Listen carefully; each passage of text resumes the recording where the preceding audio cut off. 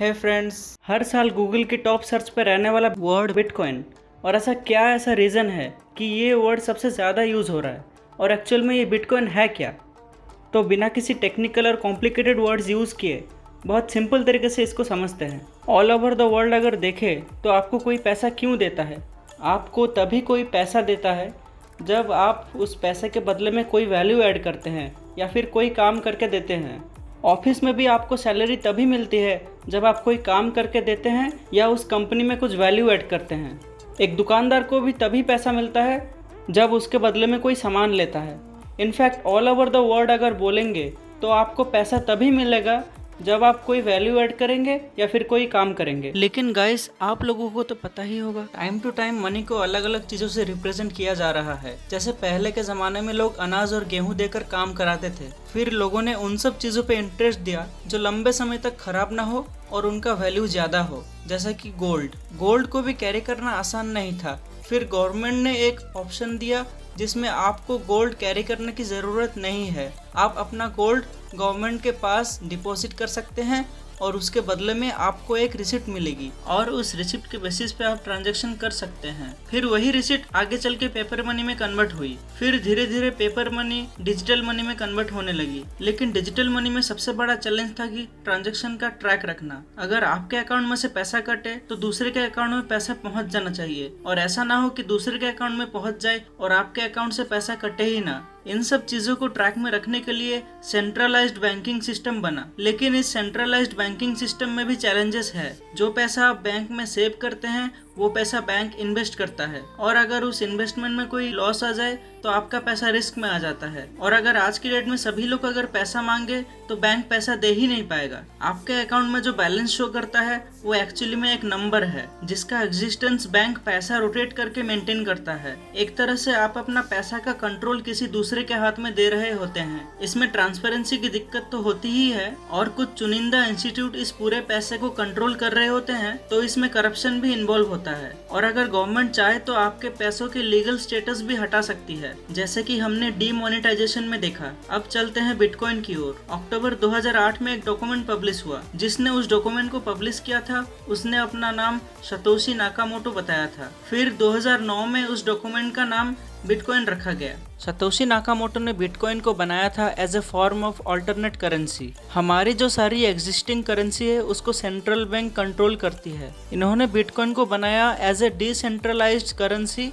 कि कोई एक बैंक या कोई एक इंस्टीट्यूट इस करेंसी को कंट्रोल ना कर सकता। बेसिकली इनके एल्गोरिदम के थ्रू नए बिटकॉइंस खोजे जा सकते हैं, यानी माइन किए जा सकते हैं, और फिर ये बिटकॉइन लोगों के बीच में ट्रेड हो सकते हैं डिजिटल वॉलेट्स और कीज के इस्तेमाल करते हुए। बिटकॉइन से होने वाले सारे ट्रांजैक्शन एक पब्लिक खाते में रिकॉर्ड होता रहता है जो कि डिस्ट्रीब्यूटेड लेगर के नाम से जाना जाता है। इसकी खास बात यह है कि ये सब पब्लिक है, इसे कोई भी एक्सेस कर सकता है और इसमें होने वाले ट्रांजैक्शन का कुछ डिटेल देख सकता है, बट सारी डिटेल्स नहीं। बायर और सेलर की जो आइडेंटिटी होती है वो इस खाते में रिवील नहीं होती है, क्योंकि जो लेगर है वो डिसेंट्रलाइज्ड है और इसी रीजन से ये ज्यादा सिक्योर भी है। इसे हैक करना ऑलमोस्ट नेक्स्ट टू इम्पॉसिबल है। जितने भी बिटकॉइन सारे सर्कुलेशन में आज के दिन में है उनका total value 79 trillion dollars cross कर चुकी है। इसका मतलब यह है कि आज के दिन बिटकॉइन की जो मार्केट कैपिटलाइजेशन है ये दुनिया की 80% कंट्रीज के जीडीपी से भी ज्यादा है। देखिए,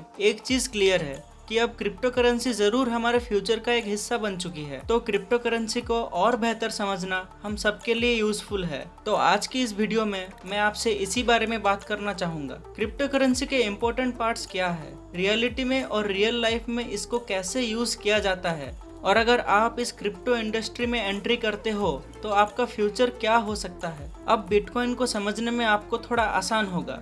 जब बिटकॉइन 2009 में शुरू हुआ था तब एक बिटकॉइन का प्राइस 6 रुपये था, जो कि पहली बार एक पिज़्ज़ा के बदले एक बंदे ने 10,000 बिटकॉइन का ट्रांजैक्शन किया था, और वहीं से उसका प्राइस 6 रुपये से शुरू हुआ था। 2009 में किसी के लिए 600 रुपये कोई बड़ा अमाउंट नहीं था। अगर तब आप 600 रुपये इन्वेस्ट करके सिर्फ 100 बिटकॉइन खरीद लिए होते तो आज आपके पास 50 करोड़ रुपए होता, क्योंकि आज 2021 में एक बिटकॉइन का प्राइस 50 लाख है, और टाइम के हिसाब से ये प्राइस वेरी करता रहता है। हो सकता है अगर आप ये वीडियो 2 या 3 साल बाद मतलब 2024 या 2025 में देखोगे तब शायद एक बिटकॉइन का प्राइस 1 करोड़ से भी ज्यादा हो चुका होगा। अब सबसे बड़ा क्वेश्चन, बिटकॉइन का प्राइस इतना हाई क्यों जा रहा है? इसका सिर्फ और सिर्फ दो ही रीजन है। पहला, इसका टेक्नोलॉजी, और दूसरा इसका डिमांड और सप्लाई। पहले हम टेक्नोलॉजी पे आते हैं और फिर डिमांड एंड सप्लाई में चलेंगे। सो गाइस, इसमें जो टेक्नोलॉजी यूज होती है उसे बेसिकली ब्लॉकचेन टेक्नोलॉजी कहा जाता है। अब ब्लॉकचेन क्या है और इसको हैक करना क्यों इम्पॉसिबल है, मैं आपको और भी आसान भाषा में समझा रहा हूँ। तो ब्लॉकचेन ब्लॉक्स का चेन होता है, और ब्लॉक के अंदर क्या होता है?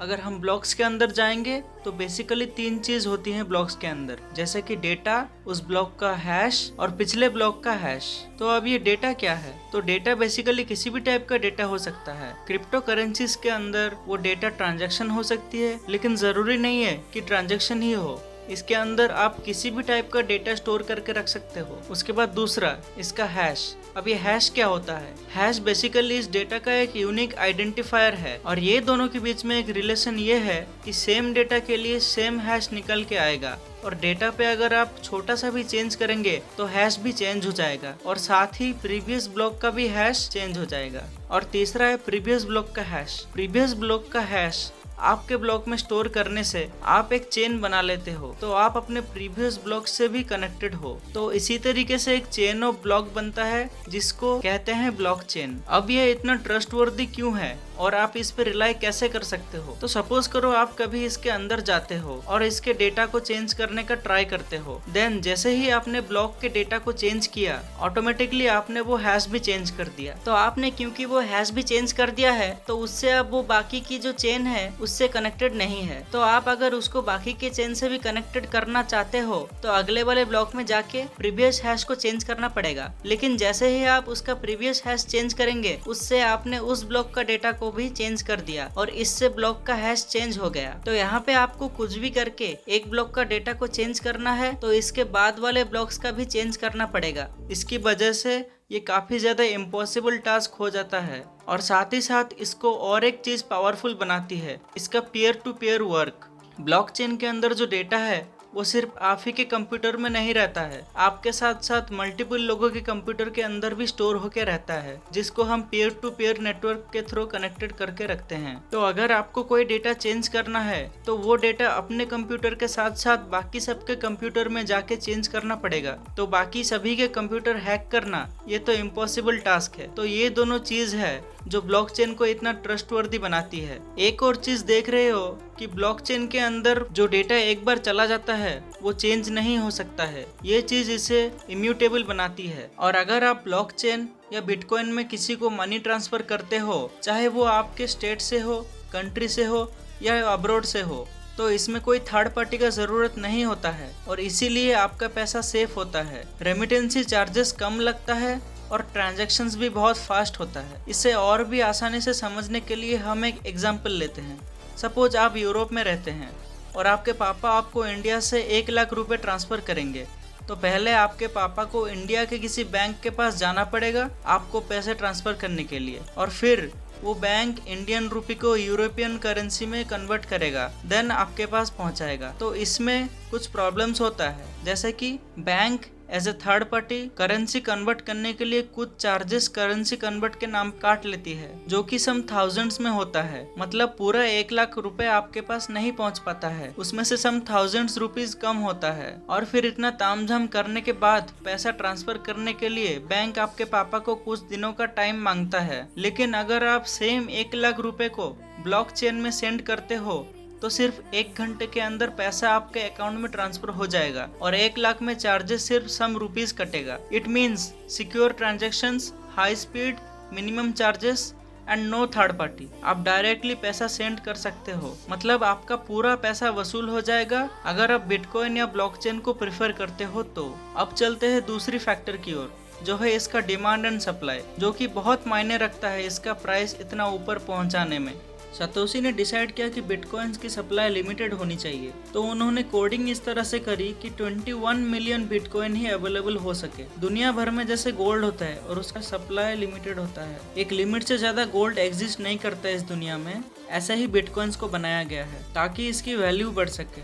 अगर किसी भी चीज की सप्लाई लिमिटेड होगी और लोग उसको खरीदना चाहेंगे तो उसकी वैल्यू बढ़ जाएगी। ऊपर से बिटकॉइंस को और भी ज़्यादा रेयर और वैल्यूएबल बनाने के लिए सतोशी ने ऐसा एल्गोरिदम यूज़ किया कि जैसे जैसे बिटकॉइन माइन होते जाएंगे, आगे आने वाले बिटकॉइंस और भी स्ट्रॉन्ग और सिक्योर होते जाएंगे। सो फ्रेंड्स, ये पूरा का पूरा सिस्टम डिमांड एंड सप्लाई पर ही डिपेंड करता है। जितना कम सप्लाई होगा उतना प्राइस ऊपर जाएगा, क्योंकि डिमांड बहुत ज़्यादा है। सो जिस कॉइन का सप्लाई कम होता है वो सब कॉइन का प्राइस डेफिनेटली सम लैक्स में पहुंच जाता है। खैर छोड़िए, अब हम आते हैं बिटकॉइन पर। जिसके पास बिटकॉइन है वो तो अभी करोड़ में खेल रहा है, और जिसके पास नहीं है उनके लिए सॉरी, क्योंकि आप एक गोल्डन अपॉर्चुनिटी को मिस कर चुके हैं। लेकिन आपको पता होगा कि बिटकॉइन को मदर करेंसी भी कहा जाता है, क्योंकि उसी के फॉर्मेट में आज बहुत सारे क्रिप्टो करेंसीज माइन हो रहे हैं। उनमें से एक क्रिप्टो करेंसी का नाम है बाइनेंस, जो कि साल 2018 में लॉन्च हुआ, जिसका वैल्यू पहले बहुत कम था, बट आज के दिन में उसका वैल्यू 45,000 रुपीज से भी ज़्यादा है। मतलब सिर्फ 3 साल में ये कॉइन बहुत लोगों को मिलियनर बनाया है। जो लोग इस मौके को भी गवा चुके हैं उनके लिए फिर से सॉरी, क्योंकि आप फिर से एक और गोल्डन अपॉर्चुनिटी मिस कर चुके हो। लेकिन कहा जाता है अपॉर्चुनिटी सबको बार बार नहीं मिलता है, जब भी मिलता है उसको छोड़ना नहीं चाहिए। सो अब और एक गोल्डन अपॉर्चुनिटी थर्ड टाइम के लिए आपके पास आया है। पता नहीं ये कॉइन भी कब बिटकॉइन और बाइनेंस की तरह बहुत ऊपर चला जाए। अब है, इसीलिए अभी मैं इसके बारे में बात करने जा रहा हूँ, जिसका नाम है global bitcoin, in short GBTC, जिसको बाइनेंस स्मार्ट चेन में माइन किया जा रहा है। लेकिन रुकिए, GBTC के ऊपर आने से पहले मैं 2 लाइन सिर्फ बिटकॉइन और बाइनेंस के ऊपर कहना चाहूँगा। देखिए, बिटकॉइन का टोटल सप्लाई 2 करोड़ 10 लाख होने के बावजूद भी इसका प्राइस आज 50 लाख क्रॉस कर चुका है। बाइनेंस का सप्लाई 17 करोड़ 5,32,785 होने के बावजूद भी इसका प्राइस सिर्फ 3 साल में 45,000 क्रॉस कर गया। अगर बिटकॉइन 2 करोड़ 10 लाख सप्लाई लेके 50 लाख तक पहुंच सकता है और बाइनेंस 17 करोड़ 5 लाख सप्लाई लेके 45,000 तक पहुंच सकता है, तो सोचिए GBTC सिर्फ 30 लाख सप्लाई लेके आने वाले 2 या 3 साल में कितना तक पहुंचेगा। इंटरनेशनल प्रेडिक्शन ये कहता है कि आने वाले 3 साल में GBTC कॉइन 1 लाख रुपए को क्रॉस करने वाला है। लेकिन अगर अभी आप सिर्फ 1000 GBTC कॉइन खरीद लेते हो तो 1 लाख के हिसाब से आने वाले 3 साल में आपके पास तकरीबन 10 करोड़ रुपया होंगे, जो कि आज के डेट में किसी मिडिल क्लास फैमिली के लिए किसी सपने से कम नहीं है। सो गाइज, अभी इसका ICO चल रहा है। अब ये कॉइन अपनी थर्ड पूल में सक्सेसफुली रन कर रहा है। जैसे जैसे पूल बढ़ता जाएगा वैसे वैसे इसका प्राइस भी बढ़ता जाएगा। So don't let, booking already start हो चुका है। वीडियो के डिस्क्रिप्शन में मैं आपको लिंक दे दूंगा, वहां से आप कॉइन को बुक कर सकते हो सकता है शायद ये आपके लिए एक आखिरी मौका हो, इसके बाद शायद आपको ये मौका और कभी ना मिले। इसलिए जितना जल्दी हो सके उतना जल्दी कॉइन बुक कीजिए। इसी के साथ ये GBTC प्लेटफॉर्म आपको हर दिन 2000 से लेकर 30,000 तक का इनकम करने का अपॉर्चुनिटी दे रहा है। अगर इसके बारे में आपको ज्यादा डिटेल्स चाहिए तो डिस्क्रिप्शन में मैं एक कॉन्टैक्ट नंबर डाल दूंगा, आप चाहो तो उनके साथ डायरेक्ट बात भी कर सकते हो। तो इसी के साथ वीडियो को खत्म करता हूँ, तो फिर मैं आपसे अगली वीडियो पे मिलता हूँ। तब तक के लिए जय हिंद।